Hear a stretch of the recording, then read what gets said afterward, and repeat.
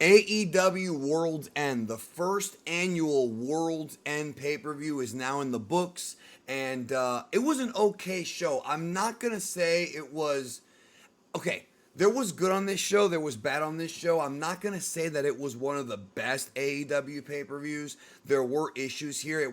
I don't think it was on the level of some of the other shows that we've gotten this year. You understand? I don't think it was on that level. The Devil was revealed at the end of the show, and the Devil was Adam Cole. Now, this was a difficult situation for AEW because from the very beginning, Adam Cole was like that's the first person I guessed. Then I started thinking it could have been Jack Perry and other people, but they were throwing red herrings around. But it turns out that Adam Cole was indeed the Devil, and that his minions were Roderick Strong, the Kingdom, and Wardlow. So a friend of mine literally guessed this. Literally said it was going to be Adam Cole's the leader, Wardlow's the muscle, and the Kingdom and Roderick were going to be in the group. That's literally what he said.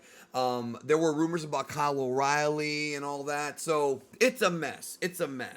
But the show suffered from, I think some of the matches didn't deliver. I do think that some folks are going to be disappointed because Adam Cole seemed, almost too obvious. And the ending was a little weird because I think people thought that the Devil was going to be the one that cost MJF the title, but he was. So what happened was Samoa Joe and MJF were having a match, and it was a good match.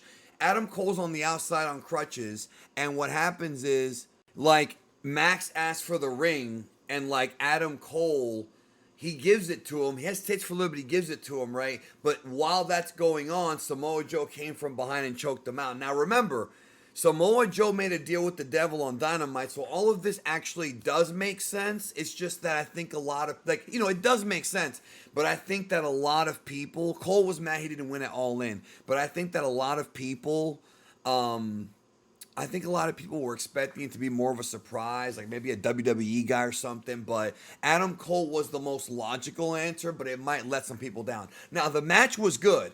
MJF Samoa Joe was a really, really good match, and it wasn't the only good match on the card either. Right before that match, Eddie Kingston and Jon Moxley, it was good. I think it could have been a little bit better, to be honest with you.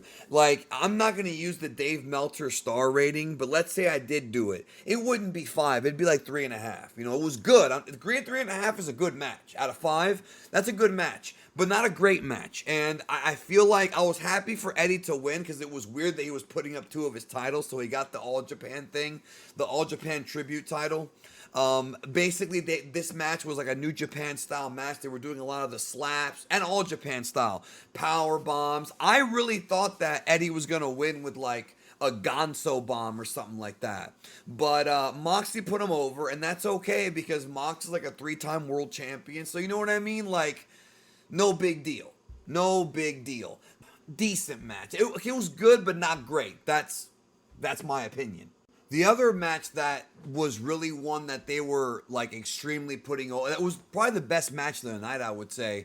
Adam Copeland and Christian Cage. This was basically just all out. We had tables, you had ladders, you had chairs, you had flaming tables. They even teased the spot of Edge doing the spear like he did at WrestleMania 22. But what wound up happening was there was a moment where he powerbombed Nick Wayne through it, and he missed most of the table. It was actually pretty nasty. But man, they worked hard. There were a couple of older guys, and they really went out there to steal the show, and I think they did. What they did here was interesting, though. So Edge wins the match with Christian's finisher, the Unprettier, and then what happens is earlier on the pre-show, Luchasaurus, aka Killswitch, won a TNT title shot, like a Money in the Bank type of thing. So he comes out to cash in the Money in the Bank, lays out Edge, but then Christian demands that he hand it over to him, and Killswitch gives him the contract. So Christian cashes in for a rematch right then and there, and hits Edge, and then hits him with the spear and gets the 1-2-3. So Christian walks out with the TNT title. This was very WWE type of booking. I didn't hate it necessarily. I just laughed because it's very WWE to do things like this. Edge won, and then they kind of sort of dusty finished him out of it. Adam Copeland, whatever. So Julia Hart and Abaddon, this match, not a very good match, yo. This was almost 12 minutes. This could have been 6 minutes and just been tighter. The match just did not connect with me. Like, it just didn't. I was wondering if they were going to do smoke and mirrors because it's a house rules match. But, you know, smoke and mirrors like gimmicks, but they didn't do that. It was just a match. It felt like a TV match, except it went way too long.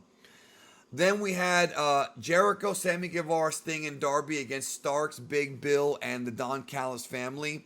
And this was just basically one of two 8-man tags on the show. They worked hard. It didn't really connect with me. There's not that many things that I remember about this match. There's not a lot of things that I have in my head about this match, or things that that connected. The whole thing was, Sting, it feels like Sting's not going to lose a match until he retires. That feels like they're going with that. So then I want to talk about Swerve Strickland and Dustin Rhodes. So it was supposed to be Keith Lee, but there's some kind of injury. So instead they had Swerve. Swerve attacked Dustin and injured him before the bell rang. That was part of the story. Dustin gutted his way back in, and it wound up leading to a battle between Dustin and Strickland. And Dustin was fighting from the bottom, and Swerve was just kicking his ass. And I don't want to say it was a squash. That's not really a fair thing to say, but the match was designed to get Swerve over because he's getting a push next year. There's no question Swerve is going to be a world champion at some point in the next couple of years, and he's going to get a main event push now. So he was supposed to beat Keith Lee. He's going to beat Dustin Rhodes. It is what it is. That's not the only match that was like that either, because Miro and Andrade earlier, it was a competitive match, but Miro won decisively, and there's been rumors about Andrade going back to WWE for a while. The match was okay. I didn't think it was as great. Again, the thing about this show is I thought the matches were mostly good, not great. Like, there were a couple of great matches. I'm not saying there weren't, but when you have AEW pay-per-views where every single match, like there's shows where you've had almost every match be fantastic. On this show, they were good. They were solid. I didn't feel like I wasted my time at all. But it also felt like, when you start adding more pay-per-views to the calendar, not every pay-per-view will be a hit.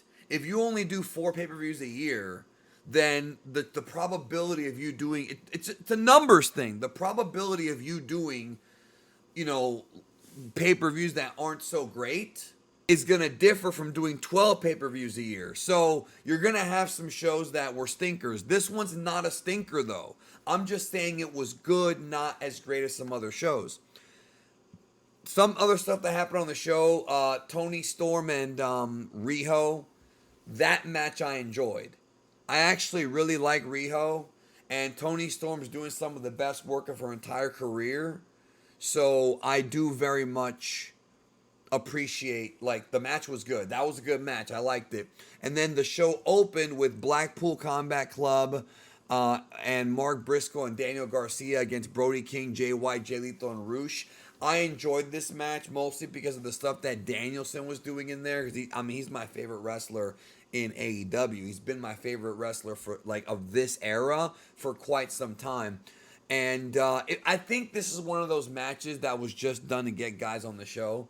It was fun. It was a longer match. It was a fun match. I liked it more than the other 8-man tag, but it doesn't really mean anything. This match was just done to kind of entertain the people and do some work rate, but there's no real story here except that these guys were in the Continental Classic and they didn't win or make it to the finals. That's the story. That's literally the story. So it is what it is.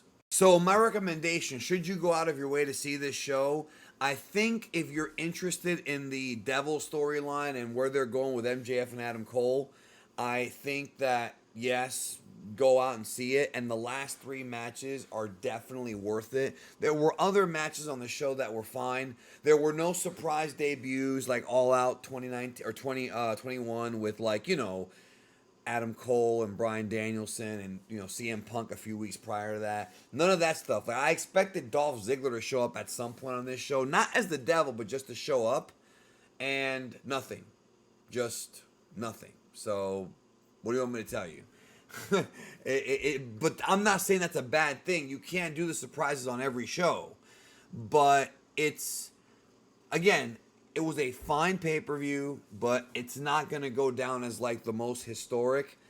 I am happy Samoa Joe is the world champion because he is a fantastic talker, an amazing wrestler, and a great representative for the company. Even though he plays a heel on TV, if you need Samoa Joe to do something for the company, represent the company publicly, go out and do speaking engagements and things like that. Samoa Joe is very well spoken, very, very well spoken.